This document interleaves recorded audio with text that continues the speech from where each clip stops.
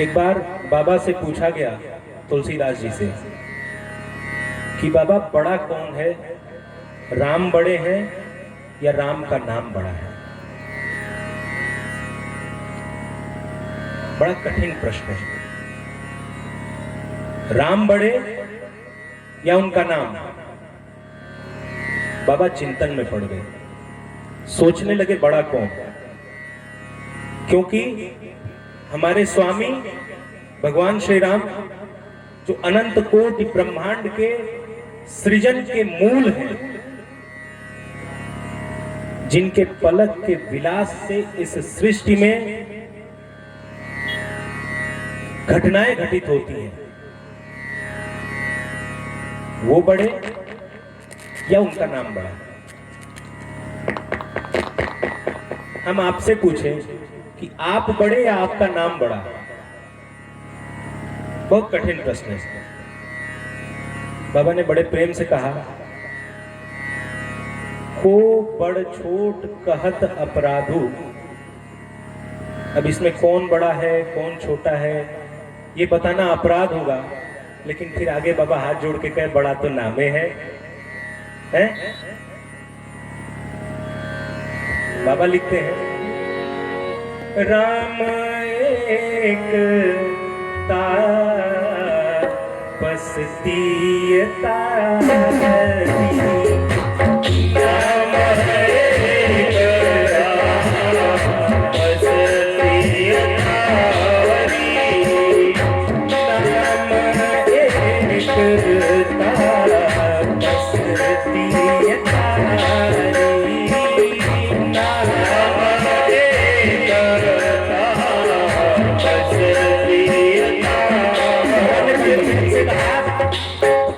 जो हमारे स्वामी हैं, जो राम है, जो भगवान है, वो अवतार लेके आए तो एक स्त्री जो किसी कारणवश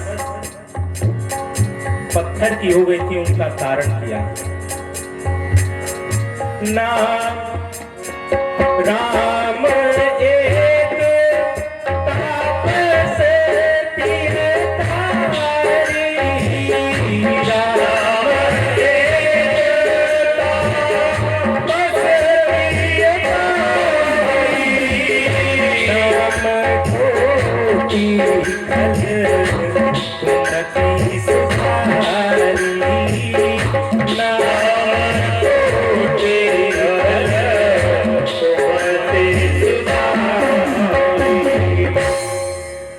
बाबा कहे, भगवान ने एक तापस्त्री तारी, एक स्त्री का उद्धार किया, जाने अनजाने में उनसे जो भी पाप हुआ, लेकिन उनका नाम कोटि खल कुमति सुधारी, करोड़ों लोगों के जीवन का आधार बना।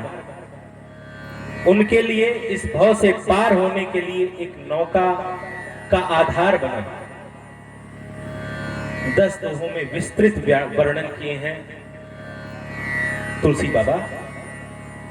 मानस के आरंभ में, कथा आरंभ होने से पूर्व, बाबा सबसे पहले वंदना करते हैं। वंदना के क्रम में अब आप देखें, इतना सहज लेखन मैं तो प्रशंसा करते नहीं थकता। और मैं ही क्यों, कौन सी लेखनी भारत की नहीं हुई जिसने चिंतन के बाद लिखा हो और तुलसीदास जी की प्रशंसा न की? मैं उच्छृंखल लेखनियों की बात नहीं कर रहा, उधर नहीं जाऊंगा, विषय लंबा हो जाएगा। ये जो श्री रामचरितमानस एक चिंतन बाबा ने निबद्ध किया और समाज के सम्मुख रखा, कल हमने बताया इसमें अनेकानेक चीजें हैं। वेद, वेदांत, उपनिषद, शास्त्र, पुराण, भगवत गीता, आदि आदि संस्कार, व्यवहार, दर्शन, राजनीति, सब कुछ है। और है उसी क्रम में जिस व्यवस्थित क्रम में वो अपने मूल रूप में। श्रीमद् भगवत गीता जिस क्रम में अपने मूल रूप में जो जो तत्व हैं वो सभी तत्व श्री रामचरितमानस में भी वर्णित हैं और उसी क्रम में है। आप मानस उठा के पढ़िए, कहीं ऐसा नहीं लगेगा कि कुछ अलग से लिखा गया है। ये भी विषय बहुत लंबा है, उधर भी मैं नहीं जाऊंगा, बस परिचय करा दिया। एक मूल बात जो मैं इसमें की पकड़ रहा था, और हमारे समाज में इस राम कथा की आवश्यकता क्यों है, इस प्रश्न का भी समाधान यही है कि संस्कार की जो एक आधारशिला है उसे रखने के लिए और उससे परिचिति के लिए आवश्यक है कि भगवान की ऐसी कथा का विस्तार सदैव होता रहे। तुलसीदास जी ने भगवान राम की कथा की महिमा का भी विस्तृत वर्णन किया है। आप सब जानते हैं श्री रामचरितमानस में भगवान की कथा 4 वक्ता कह रहे हैं और 4 श्रोता सुन रहे हैं। प्रथम वक्ता के रूप में श्री तुलसीदास जी हैं। तुलसीदास जी कह रहे हैं। श्रोता के रूप में आप भाव रूप में स्वीकार करें, अगर काशी जी में बैठ के कह रहे हैं तो माता गंगा की लहरें हैं, अथवा संत समाज, अथवा तुलसीदास जी का स्वयं का मन। क्योंकि आप मानस पढ़ेंगे तो तुलसीदास जी ने जहां जहां संबोधित किया है वहां स्वयं को संबोधित किया है, अपने मन को संबोधित किया है। दूसरे वक्ता के रूप में प्रकांड विद्वान श्री याज्ञवल्क्य जी महाराज हैं और सुन रहे हैं भरद्वाज जी। तीसरे वक्ता के रूप में है हमारे भोलेनाथ कैलाश पर, और श्रोता कौन है? मैया पार्वती। चौथे वक्ता के रूप में श्री काकभुसुंडी जी महाराज और श्रोता गरुड़ जी।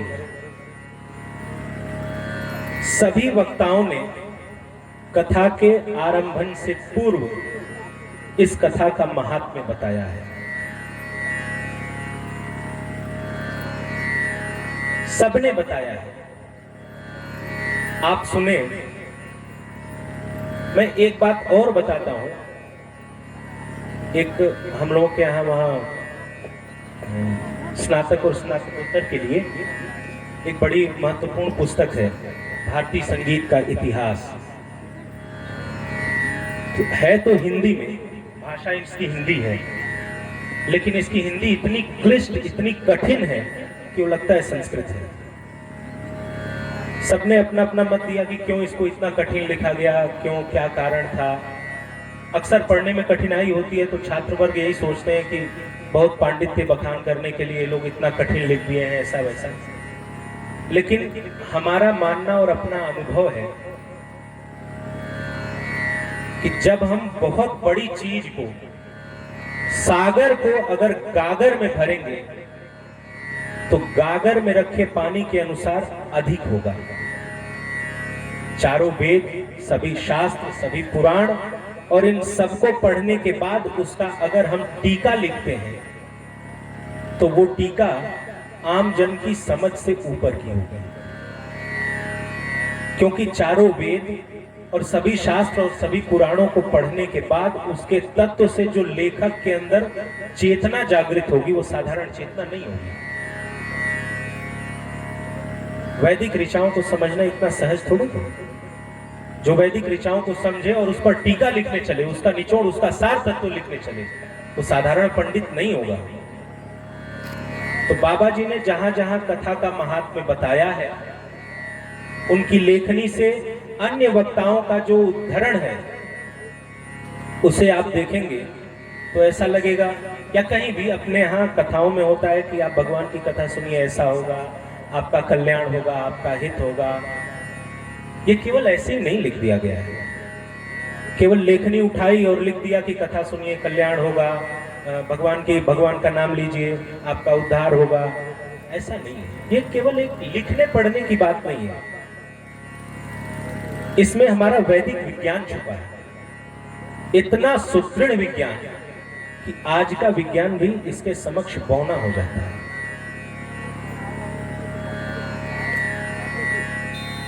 इस बृहद विज्ञान को समझने के लिए भी विशेष समय चाहिए, मैं उधर भी नहीं जाऊंगा, ये भी बहुत लंबा विषय हो जाएगा।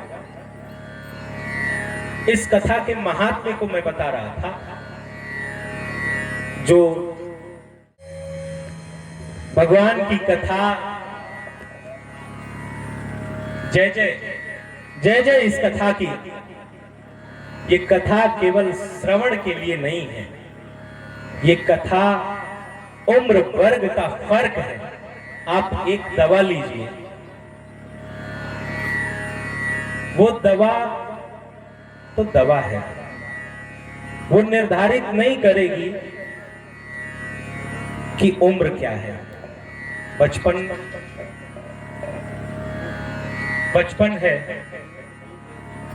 तो, जवानी है तो, बुढ़ापा है तो उसका प्रभाव अपना व्यवस्थित है। ये कथा ऐसी दवा है जिसका प्रभाव व्यवस्थित नहीं है। बचपन में सुनिए अलग तरह से फायदा है, जवानी में सुनिए अलग तरह से फायदा, और बुढ़ापे में सुनिए अलग तरह से फायदा है। बचपन में सुनिए, बच्चों को सुनाइए, मैं बोल रहा हूं संस्कार का सृजन होगा। जवानी में सुनिए और जवानी में सुनाइए तो चरित्र का सृजन होगा, और बुढ़ापे में सुनिए और बुढ़ापे में सुनाइए तो ये जीवात्मा जो एक आध्यात्मिक उत्कर्ष है वहां पहुंच के आवागमन से मुक्त। जीवन के 3 चरण, कथा के 3 प्रभाव।